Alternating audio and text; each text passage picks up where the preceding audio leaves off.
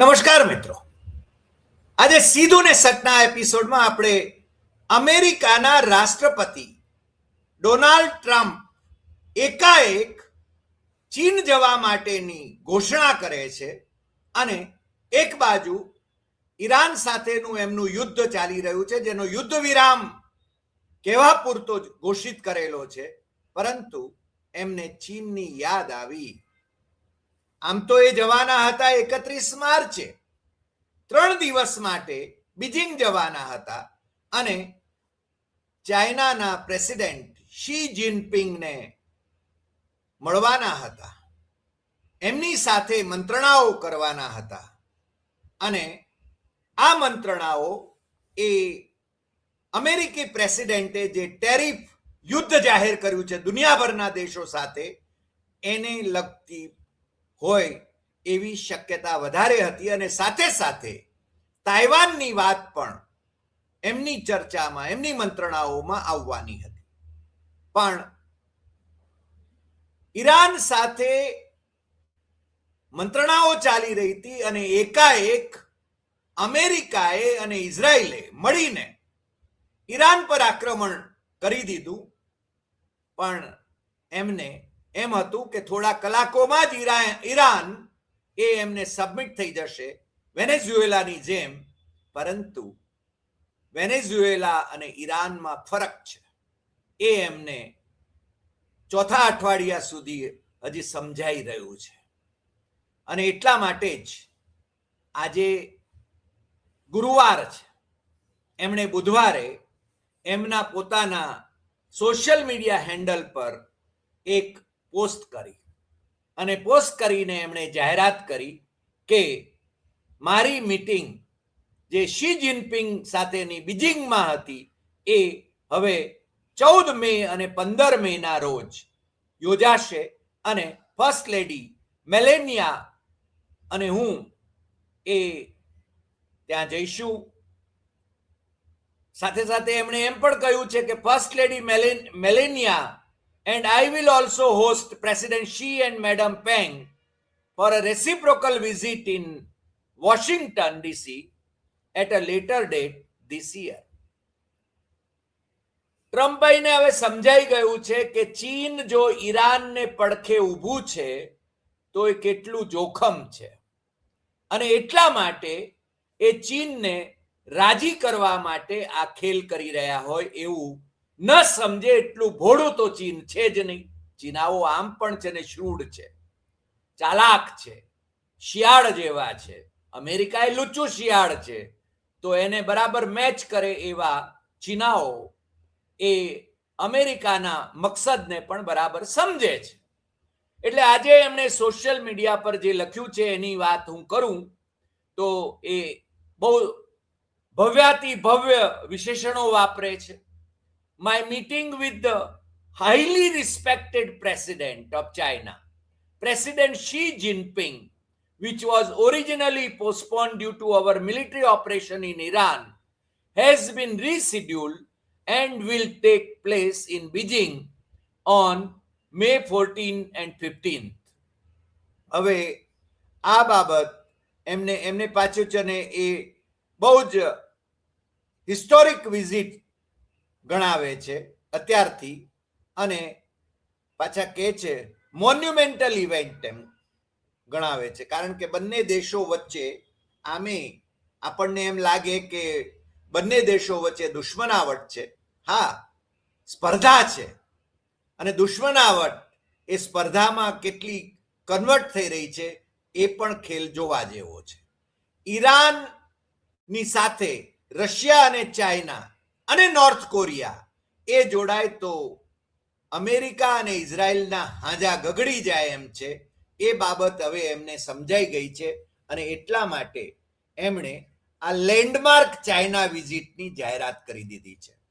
જો કે લંડનના ગાર્ડિયનમાં જે અહેવાલ છપાયો છે એમાં બહુ સ્પષ્ટપણે કહેવામાં આવ્યું છે કે ચાઇનીઝ દૂતાવાસ એ આ અંગે કોઈ માહિતી આપતું નથી. એ જાણતા નથી કે ટ્રમ્પભાઈએ આ મીટિંગ ક્યારે યોજી છે અથવા તો ક્યારે યોજવાના છે. પરંતુ સાઉથ ચાઇના મોર્નિંગ પોસ્ટ એમાં અમે જરૂર વાંચ્યું કે આ બંનેના પોતાના હિત છે એટલા માટે આવી મીટિંગ એ અથવા તો એમની વિઝિટ એ મે મહિનામાં યોજાઈ રહી છે. ગ્લોબલ ટાઈમ્સ જે ચીનનું સરકારી અખબાર છે એ હજુ આના વિશે કોઈ એડિટોરિયલ કોમેન્ટ કરતું નથી. આમ પણ એણે અગાઉ 6 ફેબ્રુઆરી 2026ના રોજ ગ્લોબલ ટાઈમ્સે શી અને ટ્રમ્પની જે ફોન પર જે વાતચીત થઈ એના સંદર્ભમાં બહુ સ્પષ્ટપણે શી જિનપિંગે કહ્યું હતું, we have enjoyed sound communication. અને બુસાનમાં સફળ એમ કે બેઠક યોજાઈ હતી. તમને ખ્યાલ છે કે છેલ્લે ટ્રમ્પ એ 2017માં ચીન ગયા હતા, બીજિંગ ગયા હતા અને શી જિનપિંગ સાથે મુલાકાત કરી હતી. છેલ્લે ઓક્ટોબર મહિનામાં સાઉથ કોરિયામાં પણ એમની બેઠક યોજાઈ હતી. પરંતુ બંને એકમેકની વચ્ચે ગળાકાપ સ્પર્ધામાં છે. તમે એને દુશ્મનાવટનું નામ પણ આપી શકો અને સ્પર્ધાનું નામ પણ આપી શકો, પરંતુ બંનેના હિત એ ખૂબ પારસ્પરિક જળવાયેલા છે. કારણ કે બંને વચ્ચે જે વેપાર છે, ટોટલ જે વેપાર છે એ $7.77 ટ્રિલિયન US ડોલર એનો વેપાર છે. 2024ના આંકડાઓ એ સાઉથ ચાઇના મોર્નિંગ પોસ્ટે છાપ્યા છે. એમાં એક્સપોર્ટના આંકડાઓ પણ છે અને ઇમ્પોર્ટના આંકડાઓ છે. એક્સપોર્ટ 3.432 ટ્રિલિયન અને ઇમ્પોર્ટ 4.334 ટ્રિલિયન. આ US ડોલરની વાત કરું છું. એમાં છે ને એ વેપાર ચાલે છે. તમને ખ્યાલ છે કે આપણે ચીનને આપણો દુશ્મન દેશ કહીએ છીએ, પરંતુ નરેન્દ્ર મોદી જ્યારથી શાસનમાં આવ્યા છે ત્યારથી ચીનને $100 બિલિયન ફાયદો થાય એવી રીતે વ્યાપાર તુલા જે છે એ ચીનની તરફેણમાં છે. અને અમેરિકા સાથેનો ભારતનો જે વેપાર છે એમાં વ્યાપાર તુલા આપણી તરફેણમાં હતી, જે હવે ટ્રમ્પભાઈના આદેશો મુજબ જે ટ્રેડ ડીલ થશે એમાં એ ભારતને લાભ જે થતો હતો એ લાભ ભૂસી નાખવામાં આવશે. પરંતુ નરેન્દ્ર મોદી એના વિશે મગનું નામ મરી નહીં પાડે.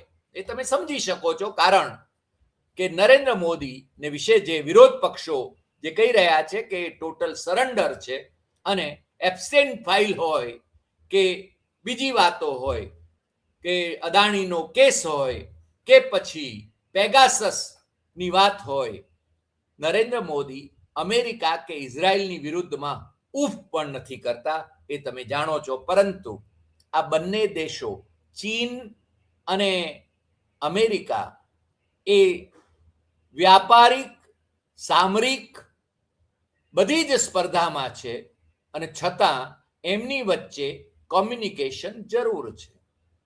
તમને ખ્યાલ છે કે ચીન એ પોતે તાઇવાનને પોતાનું અભિન્ન અંગ ગણે છે, જ્યારે અમેરિકાના સુરક્ષા કવચમાં તાઇવાન છે.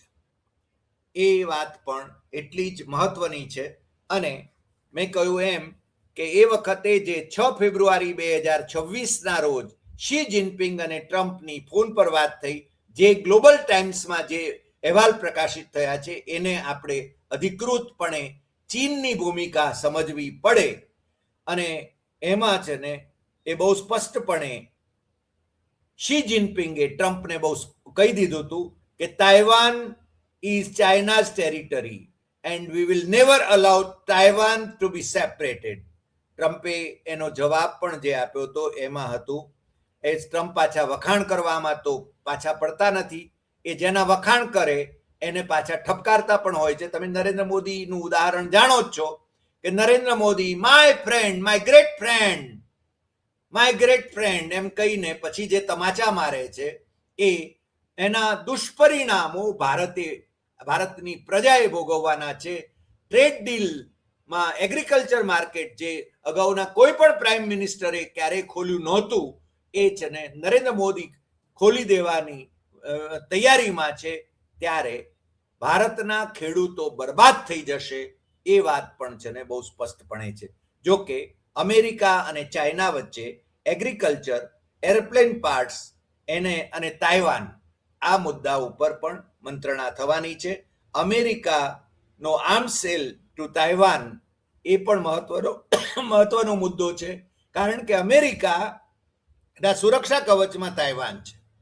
અને તાઇવાન વિશે એ બહુ સ્પષ્ટપણે ટ્રમ્પભાઈ કહે છે કે યુએસ અને ચાઇના બંને ગ્રેટ કન્ટ્રીઝ છે. એ ઘણી વખતે કહે છે ને કે મેક અમેરિકા ગ્રેટ અગેન, એટલે આપણા ભાઈ પણ વિશ્વગુરુ પણ બોલી ગયા, મેક ઇન્ડિયા ગ્રેટ અગેન. અરે ઇન્ડિયા તો ગ્રેટ જ છે, હંમેશને માટે ગ્રેટ છે. અહીંયા તો જે આક્રમણખોરો આવ્યા એ છતાં આ દેશ અખંડ રહ્યો છે. આ દેશ અખંડ રહ્યો છે એટલે કે આ દેશનું સત્વ જે છે એ જળવાઈ રહ્યું છે. અને તમારા સૂત્રોમાં અખંડ ભારત એ માત્ર સૂત્ર પૂરતું રહ્યું છે. તમે હિન્દુ મુસ્લિમની જ વાતો કરતા રહ્યા છો, જ્યારે ચીન આપણી સાથે જ લગભગ આમ આપણે 47માં આઝાદ થયા, ચીનમાં જે ક્રાંતિ થઈ, માઓની ક્રાંતિ થઈ એ 49માં થઈ, અને એણે આપણે જે સમાન સ્તરે હતા એ કેટલું દુનિયાની અંદર આગળ નીકળી ગયું એનો વિચાર કરવો જોઈએ, અને એનો અભ્યાસ કરીને ભારતે એ પ્રગતિ કરવી જોઈએ એવું પણ બહુ સ્પષ્ટપણે લાગે છે. પણ ટ્રમ્પે જે એ વખતે શી જિનપિંગને જે જવાબ આપ્યો હતો એ જવાબ એમાં છે ને એમણે કહ્યું હતું કે અમેરિકા અને ચીન એ બંને મહાન દેશો છે અને બંનેના સંબંધો ખૂબ મહત્વના છે. મને શી જિનપિંગ માટે ખૂબ માન છે અને બંને વચ્ચે ઇકોનોમિક અને ટ્રેડની બાબતમાં, પ્રગતિ સાધવાની બાબતમાં મંત્રણાઓ કરવામાં આવશે એ બાબત પણ એમણે એ વખતે કહી હતી. અને એમણે પાછું એમ પણ કહ્યું હતું, આઈ વોન્ટ ચાઇના સક્સીડ, ચીન સફળ થાય એવું હું ઈચ્છું છું. અને ચીન એ કંઈ અમેરિકાનું ઓશિયાળું છે નહીં.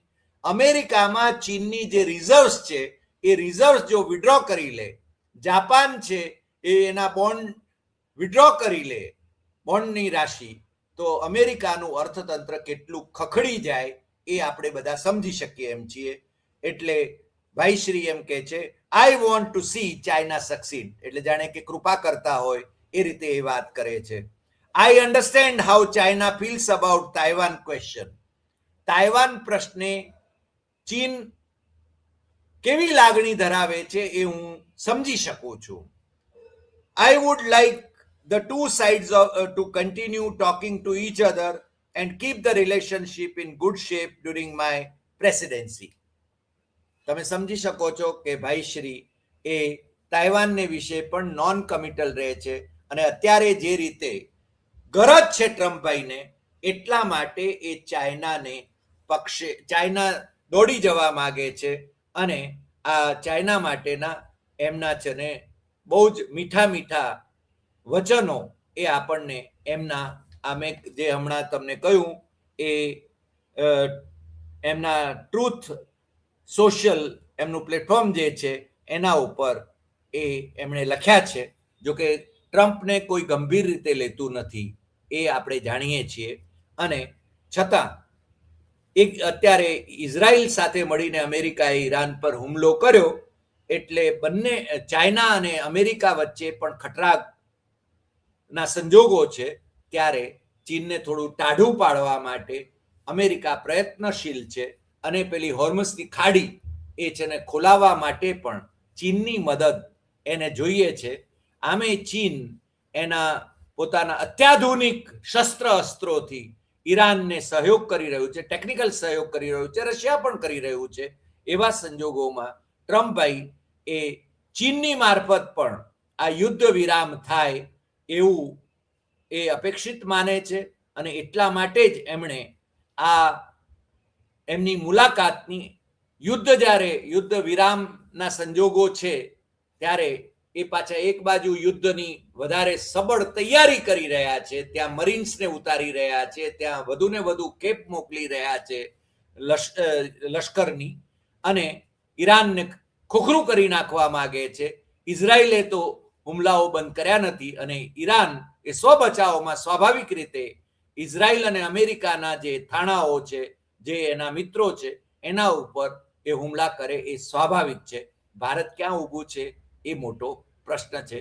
મોટા સાહેબ જે જવાબ આપે છે એ જવાબ કેટલાને ગળે ઉતરે એમ છે એ પણ એક મોટો પ્રશ્ન છે. પરંતુ ભારત કોઈ પણ સંજોગો, વિકટ સંજોગો આવે ત્યારે ભારતની પ્રજા એ આપણી સરકાર સાથે છે.